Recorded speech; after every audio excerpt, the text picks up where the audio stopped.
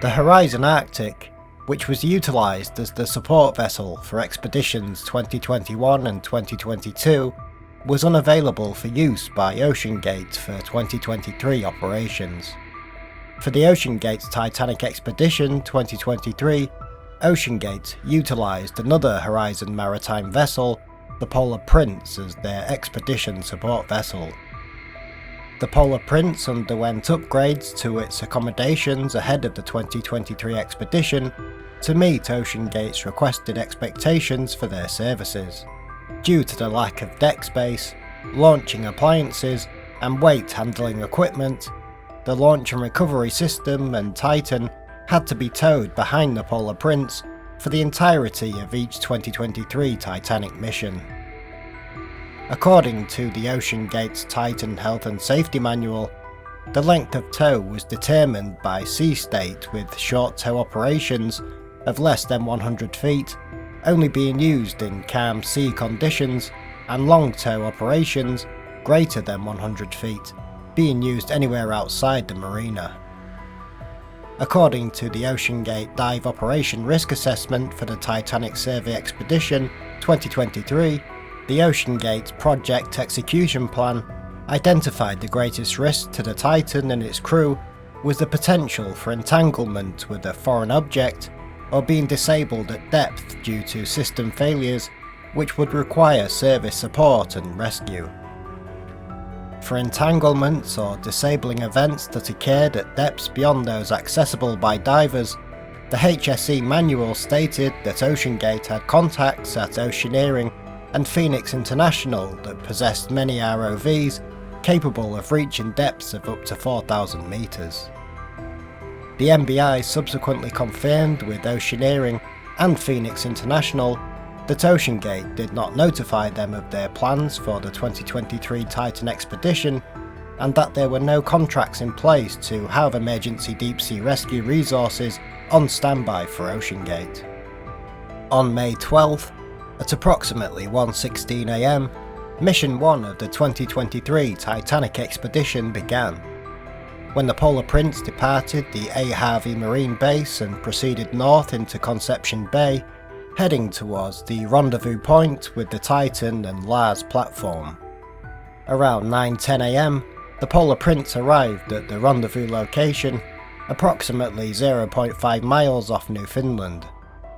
Meanwhile, after a 7-mile transit, the Titan and Lars platform arrived at the Polar Prince's location and remained in the water. The next few days were spent conducting support vessel and Titan familiarity training. The additional training was necessary due to the launching arrangements for Titan, which needed to be conducted at sea rather than on the deck of the support vessel. There were no mission specialists aboard the Polar Prince for Mission 1. At approximately 1 PM on May 15th, the Polar Prince with the Titan in tow traversed from Conception Bay to Spaniards Bay, where they remained until May 18th. At approximately 11:43 PM, the Polar Prince departed Spaniards Bay with Titan in tow, headed to St. John's, Newfoundland. On May 20th, Mission 2 began as the Polar Prince departed St. John's at approximately 12:31 PM, heading for the Titanic wreck site. The vessel towed the Lars platform, with the Titan positioned on top.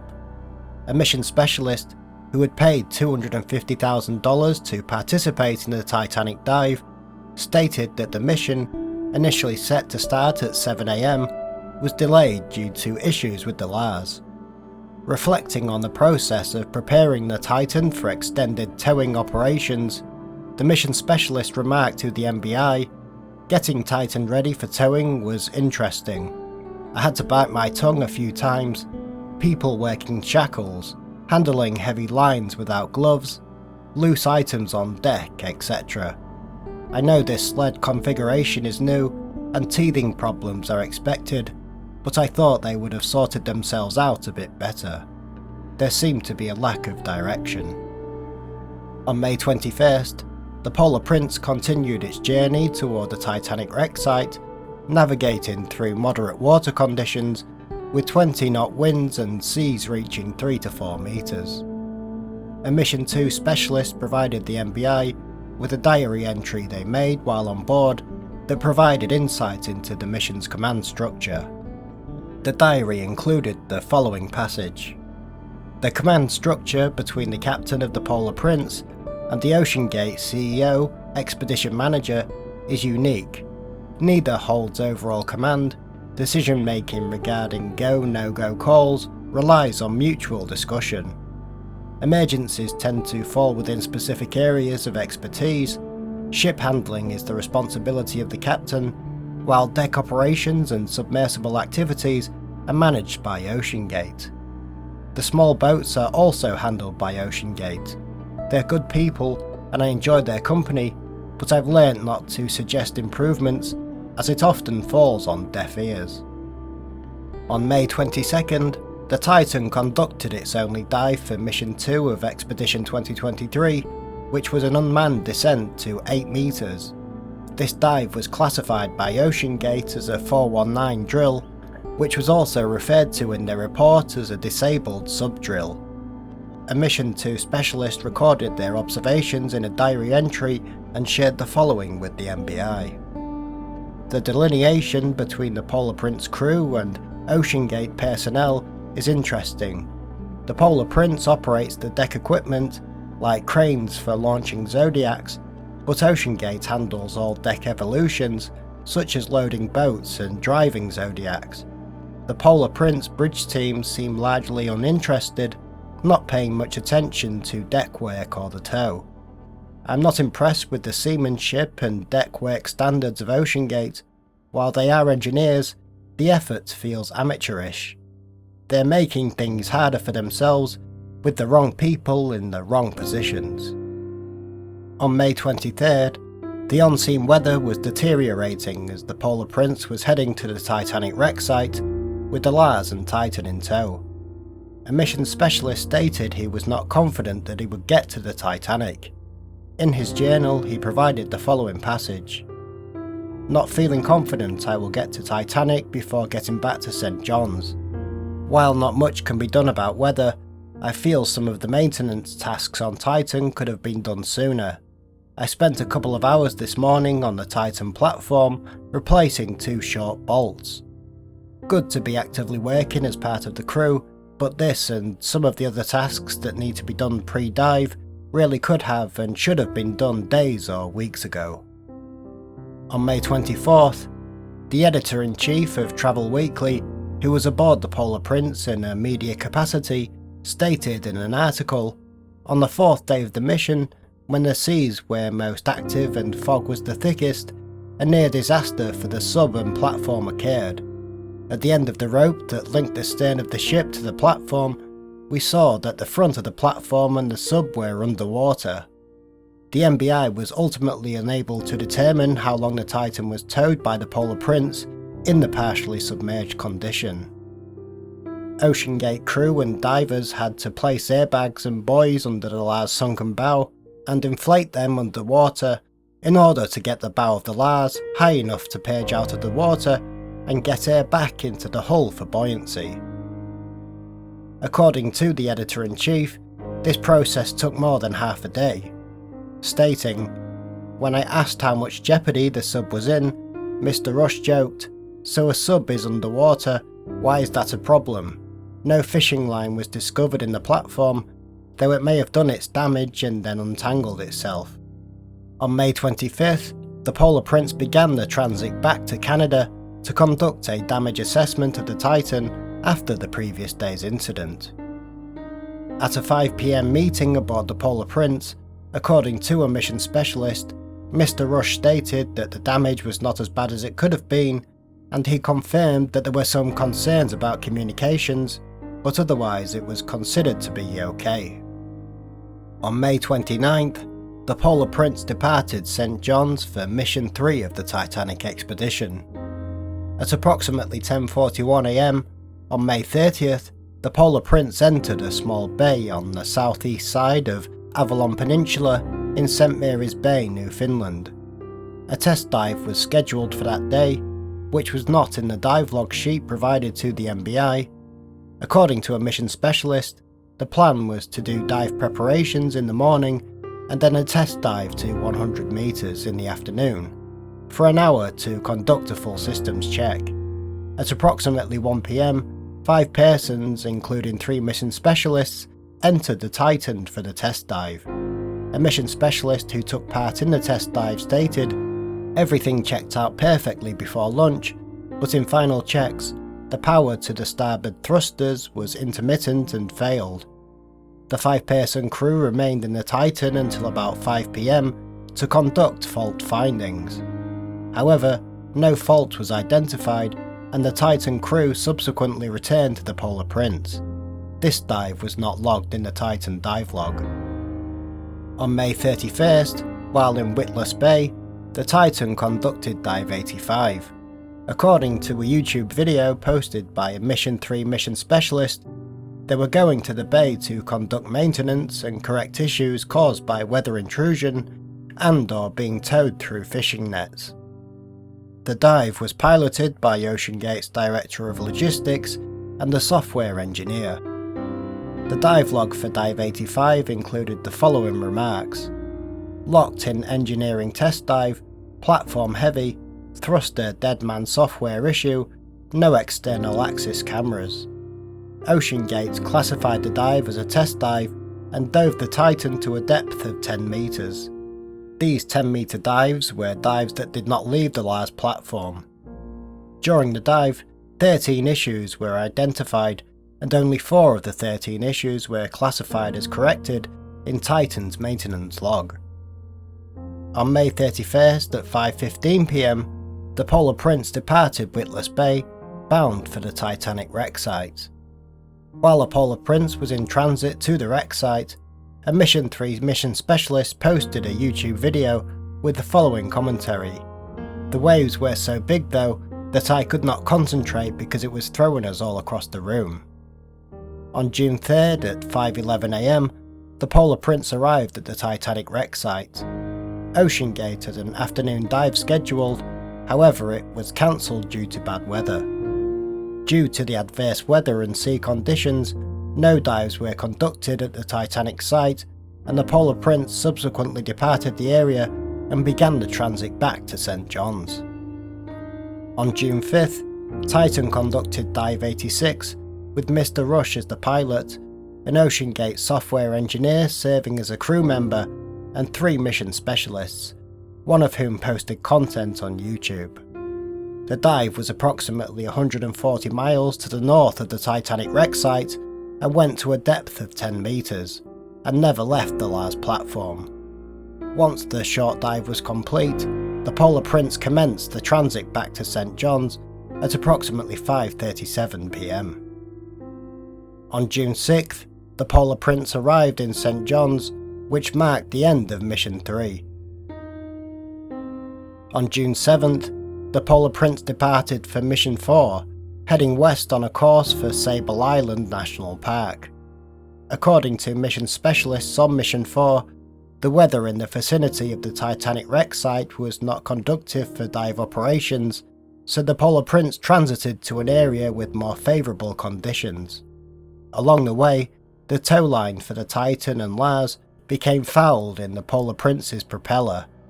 As a result, the Polar Prince was unable to manoeuvre and remained adrift for approximately 6 hours until the tow line could be cut out and removed from the propellers by divers.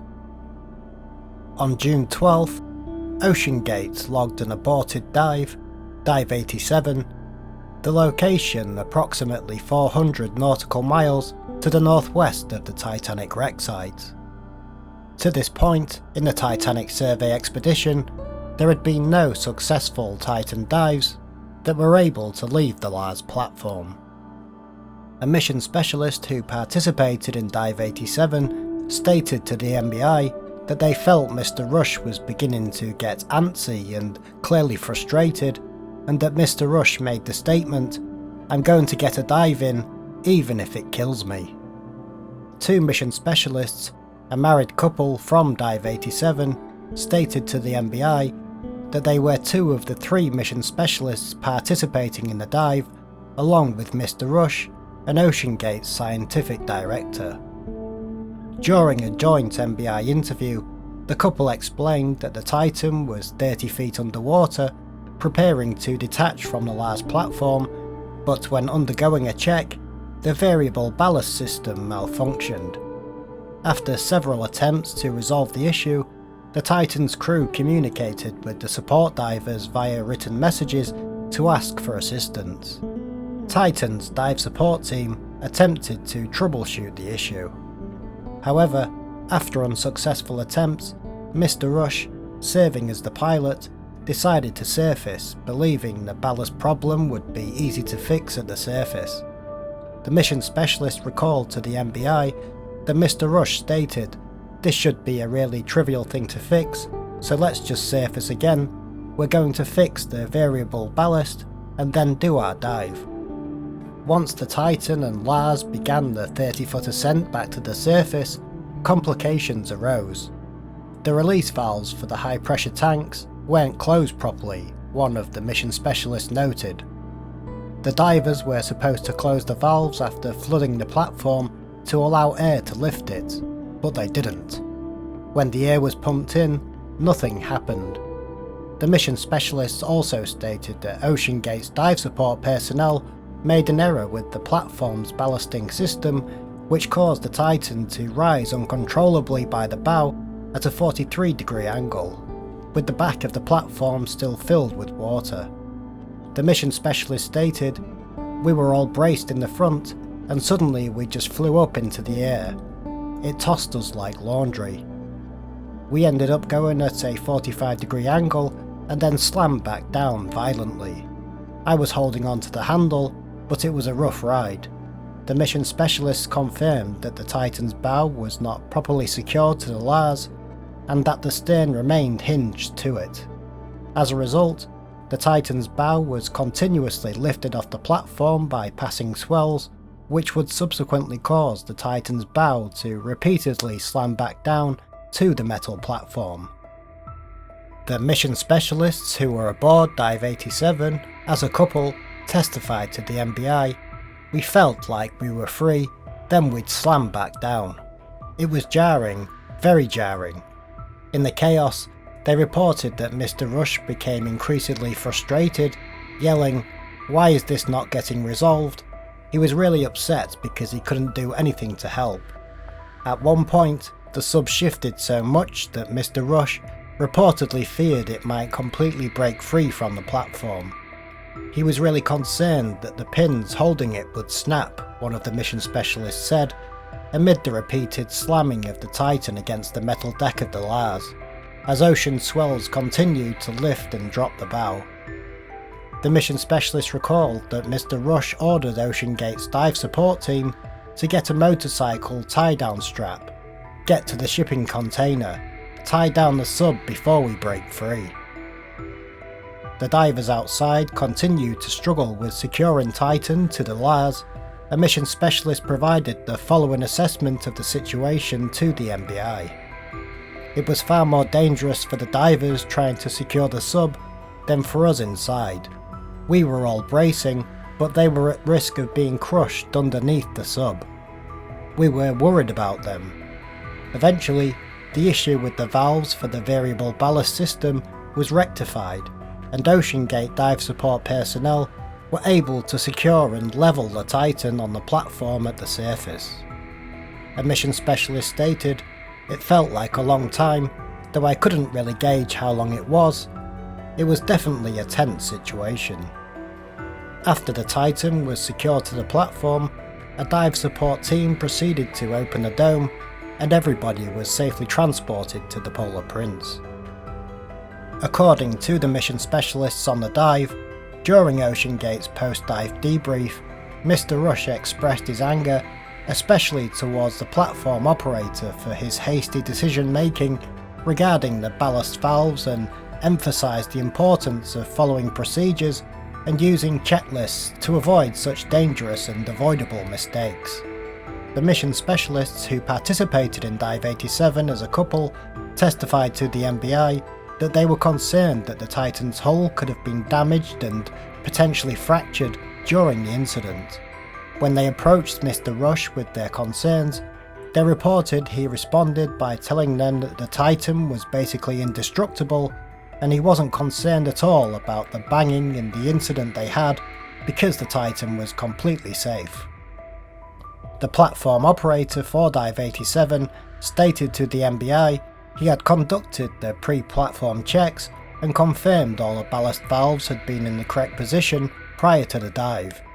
However, the platform operator noted that after OceanGate's dome crew used the high pressure air to forward the dome's foot mechanism, they had erroneously closed the high pressure air valve that also served the platform's variable ballast tank. As a result, the aft starboard air tank on a platform could not be filled with air until a support diver was able to eventually access the supply valve and open it. OceanGate's did not file an incident report related to Dive 87 malfunctions. In addition, multiple witnesses testified to the MBI that they did not believe a post-incident inspection was conducted on Titan following the incident. The MBI was unable to identify any records in regard to a post-incident inspection. On June 15th, at approximately 11:23 am, Mission 4 of the Titan survey expedition was completed when the Polar Prince with Titan in tow arrived back in St. John's, Newfoundland. Mission 5 of the 2023 Titanic expedition began at 9:31 am on June 16th, when the Polar Prince departed St. John's with 42 persons aboard. The 17-member crew consisted of Polar Prince crew members. The 24 clients consisted of 7 OceanGate employees, 12 third-party contractors, 3 mission specialists, and 2 mission specialist companions. Mission 5 began with the Polar Prince getting underway with the Titan in tow, though on June 17th the sea conditions worsened, with waves reaching about 2 meters and a wave period of 8.5 seconds. On June 18th, at 5:15 am, the Polar Prince arrived in the vicinity of the Titanic wreck site location. According to the Polar Prince logbook, the divers commenced their duties at approximately 6:30 am and Titan vessel checks commenced. In a statement provided by the platform operator, pre-dive checks for the platform went well and it was ready to go for the planned time of launch. The submersible pre-dive checks were also completed and the call was made to bring over the crew of Titan Dive 88 to start loading. Internal and external pre-dive checks were detailed in the OceanGate manned submersible Titan's operations manual. The Dive 88 crew was loaded and transported to the Lars platform. At 8:30 am, the crew for Dive 88 were loaded into the Titan and the forward dome was secured. At 9:05 am, the Titan was fully immersed atop the Lars. At 9:14 am, according to the Polar Prince logbook, the Titan was disengaged from the Lars platform, manoeuvred away, and proceeded to dive with the 5 persons aboard. According to the OceanGate's HSE manual, the mission director was to ensure that communication checks were done every 15 minutes for the submersible and every other vessel engaged in operations. The submersible initiated the first set of communications, followed by a response from the mission director. The US Coast Guard's simulation of the dive, released during their investigation, included the entirety of the communication between Titan and the Polar Prince.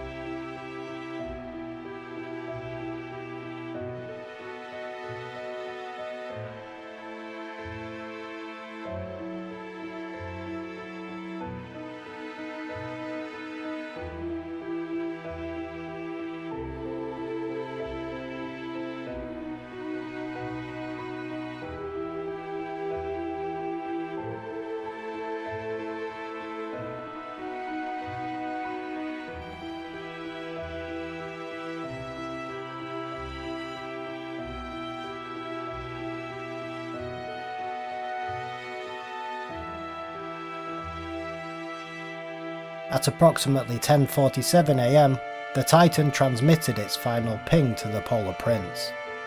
At that time, the Titan submersible suffered a catastrophic implosion due to the loss of structural integrity of its pressure vessel, resulting in the instantaneous death of all 5 occupants.